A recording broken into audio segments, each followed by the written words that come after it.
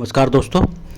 थोड़ा सा काम करने पर ही या फिर थोड़ी सी एक्सरसाइज करने पर अगर आपकी सांस फूलने लग जाती है, सांस लेने में दिक्कत आने लग जाती है और जब सांस मतलब बहुत ज़्यादा सांस, तो आपने देखा होगा कभी कभी कि कोई सांस लेता है तो उसकी सांस फूल जाती है, पूरी साए साए की आवाज़ आने लग जाती है। तो ऐसे में एक एपिकॉक 200 की 4 बूंद सुबह 4 बूंद शाम को 1 हफ्ते तक ले, आपको आराम मिलेगा। आराम मिले तो थोड़ा सा और कंटिन्यू करें, आपकी समस्या पूरी तरीके से ठीक हो जाएगी। देखो, अगर आपको चैनल मेरी इन्फॉर्मेशन अच्छी लगती है तो चैनल को तो सब्सक्राइब कर ही ले, क्योंकि चैनल को सब्सक्राइब करोगे तभी हमें भी मोटिवेशन मिलता है और हम नई नई वीडियो लेकर के आते हैं इन्फॉर्मेशनल ऐसी। और मेरे चैनल को विजिट भी करें और वहाँ पर डिटेल वीडियो भी देखें, क्योंकि वहाँ पर मैं डिटेल्स वीडियो में आपको डिस्क्रिप्शन में मेडिसिन भी है जो डाल देता हूँ कि हाँ भाई किस किस ट्रीटमेंट में कौन सी मेडिसिन लेनी चाहिए।